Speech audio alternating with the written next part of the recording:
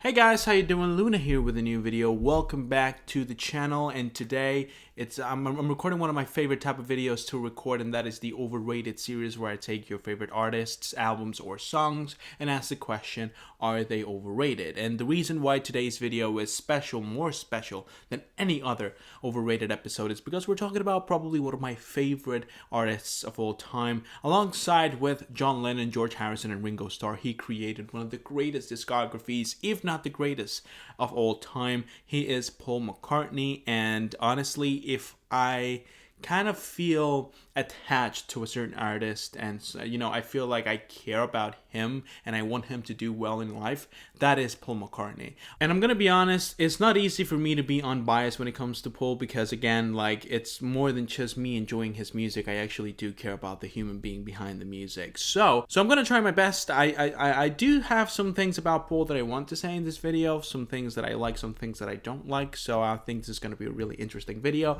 As you know, we use 4 different categories to determine whether or not these artists are overrated: popularity, influence, performance, and of course discography. So let's get right to it. But before that, please remember that this is only my personal opinion, so if you have your own, leave it down below in the comments and I'll make sure to check it out. With that being said, let's just go on with the first category. No, actually, we're just good friends. And the first category is popularity. You know why? Because no one gives a fuck. I say this in every single overrated video that I do, but the reason why I still include the category in this video is it's because a lot of people give a shit about it. A lot of people care about their artist being at the top. I couldn't care less, honestly. Actually, McCartney 3, his latest album, didn't really do so well in terms of sales, but I really enjoy the album.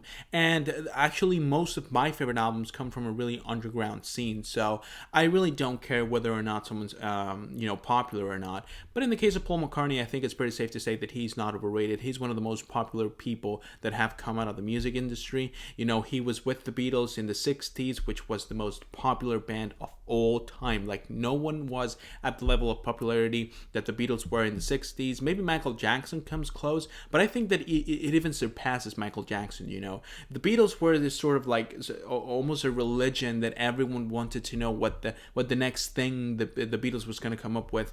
And I think that Paul McCartney was a really big part of that, because he was like considered the leader more often than not, along with John. You know, it was like the two of them were the main faces of the Beatles, and that alone is enough to say that someone's not overrated in terms of popularity. But even after the Beatles, you know, his work in the 70s with Wings and, you know, his solo discography was really, really, really popular too. Around the 80s and 90s, that there wasn't a lot going on with Paul McCartney, honestly. But then back again in the 2000s, he started releasing music more frequently, and he pulled off some really good tours and albums that elevated his popularity. He managed to stay relevant by telling these stories about the Beatles and how he often dreams of John Lennon, is explaining how he came up with certain ideas for certain songs. Like, I know you know that GQ interview.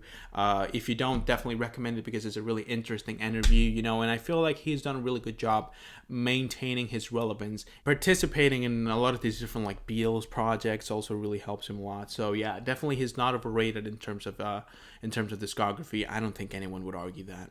No, actually, we're just good friends. Moving on with the next category, we have influence. Yes, I do think that influence is vastly more important than popularity, so I'm going to try my best here to be unbiased. Then again, it's kind of hard, but yeah, it sort of depends on how you want to look at it. If you want to, if you want to see his work with the Beatles, and definitely no one could argue that Paul McCartney is overrated in terms of influence, because the Beatles are, in my opinion, the most influential band of all time. Like, the things they did for psychedelic music, for heavy metal, for rock and roll, for alternative rock music, for folk music too. Like, they had so many genres in their catalog, and they used it in such interesting ways that saying that they're overrated or that they were not influential, it's just a stupid thing to say. Like, you can at least acknowledge the fact that they had a big part when it comes to the evolution of music in the 60s. That's basically like the rebirth of music. So I wouldn't say he's overrated at all. But then if you look at his solo discography in the 70s, yes, I'm pretty sure a lot of people know that he pretty much did the first popular indie album with Ram, you know, or he was the one that perfected the idea or put it out there for everyone else to try and replicate it. But then you can also argue that every other album after that was sort of like him trying to get back to his Beatles level of popularity, and a lot of generic tracks and a lot of generic decisions came out of that sort of goose chase against himself, trying to recreate what he did with the Beatles. So yeah, I don't think that Paul as a solo artist was that influential at all. Actually, the most peak moments in his discography as a solo artist, including Wings, of course, come from him reaching that same level of proficiency when it comes to songwriting that really resembles the one he had in the Beatles. And yeah, I mean, honestly, I don't see anything wrong with it. There are albums that I really enjoy. Band on the Run is a wonderful album. McCartney 1 is a wonderful album.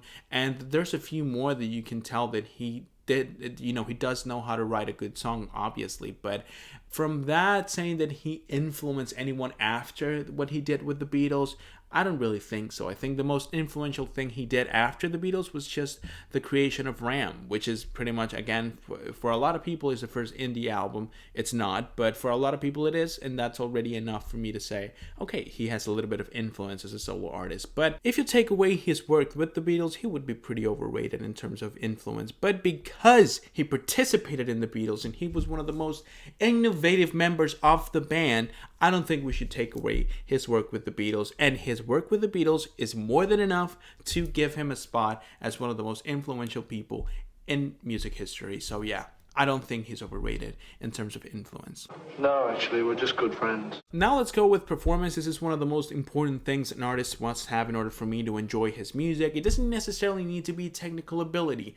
Good performance doesn't require for you to have a good technical ability. That's not what I'm saying at all. What you do need to have is passion, a really interesting way of performing, a really convincing way of performing. I need to know, or I need to feel the same feelings that you're trying to portray in your track. And Paul McCartney is an expert in this regard. Even now, being really old, I think Paul is like 78 or something like that, if I'm not wrong. He still does some really good, heartfelt, or even fun performances. For example, you can see that in his latest McCartney 3 album with songs like When Winter Comes, which is one of the most, touching tracks he's ever done. And you also have some really cool and fun performances in tracks like Find My Way.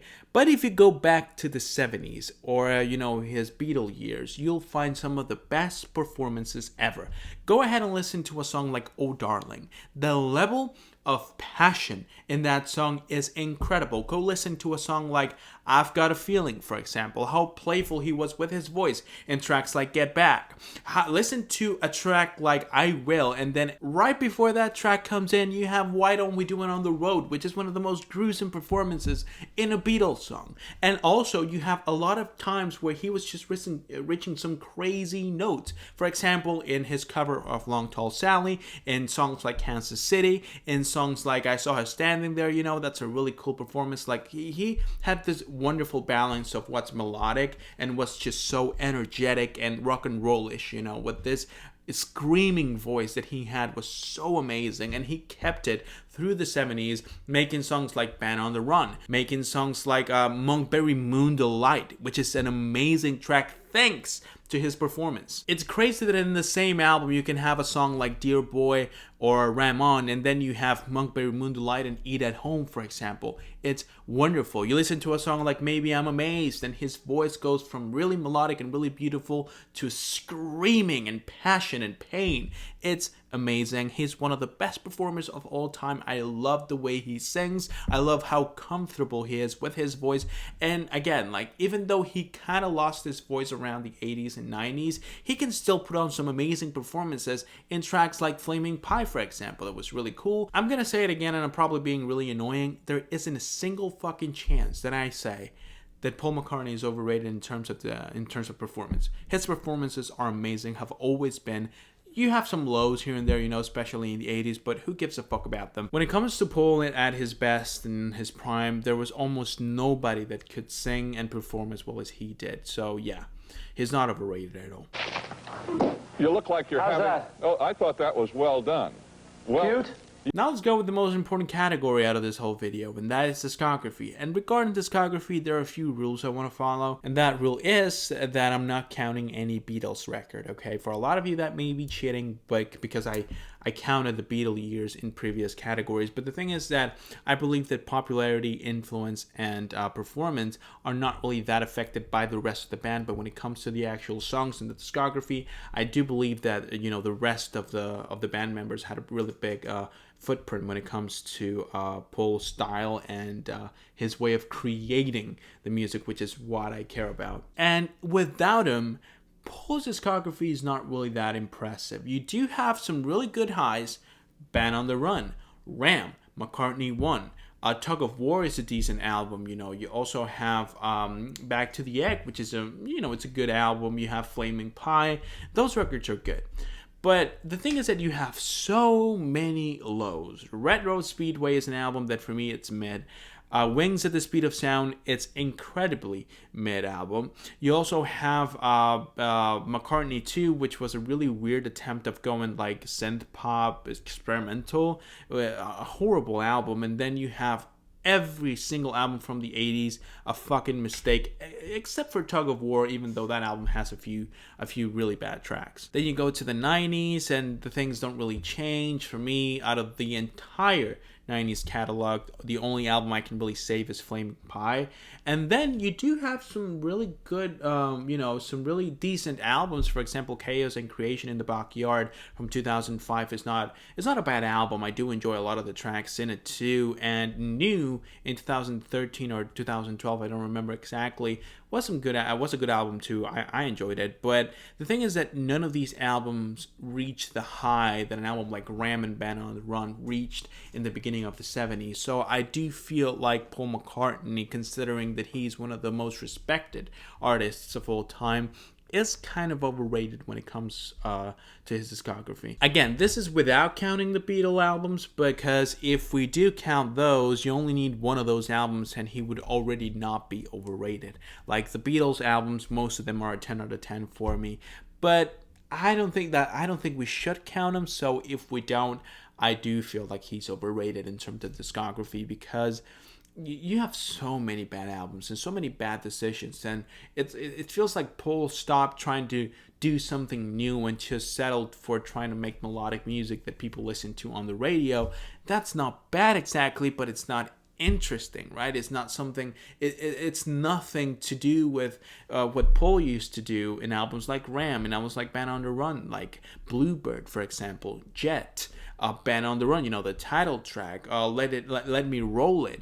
Those amazing compositions are nowhere to be seen in the rest of Paul's discography, up until Chaos and Creation in the Backyard with songs like English Tea or Jenny Wren, for example. But then again, like, I don't really think that Paul ever reached the same high as he did with Band on the Run, and we're talking about an album that was released in 1973, and we're in 2023, so that's 40 years, and we still don't have an album that reaches that same level of creative genius and, just proficiency at the time of creating music. So yeah, I do feel like Paul McCartney is a little bit overrated in terms of discography. Even though I said in a lot of videos that whoever wins this category wins me, I feel like I can give Paul a pass, because then again, I am kind of cheating by not including his records with the Beatles. It's pretty much obvious that his prime was with the Beatles, and he, not including that will be kind of cheating, I think. So I'm going to give Paul the benefit of the doubt, and I'm going to leave this category as inconclusive. Like, if you count his Beatles discography, no, 100% he's not overrated. If you don't, then yes, he is kind of overrated. For me, I just took off the Beatles discography out of the last category because I wanted you to know my opinion on Paul's discography as a solo artist. But in conclusion, I don't think that Paul McCartney is overrated. For me, it's one of the best artists of all time. What he did with the Beatles was amazing. What he did as a solo artist was really good too. It wasn't all bad. So yeah, it's not overrated at all. That'll be it for today's video, guys. I really hope that you enjoyed. If you did, go ahead and leave a like on the video and subscribe to the channel so you don't miss any other videos that I upload. I do want to know your opinion. Again, as I said at the beginning of the video, maybe I'm not the most unbiased person when it comes to Paul McCartney. So if you have a different opinion than mine, go ahead and leave it down below in the comments. I'll make sure to check it out and give you my opinion on your opinion. How does that sound? With that being said, once again, I hope that you enjoyed, and I hope that I can see you guys soon with a new video. But until then, bye.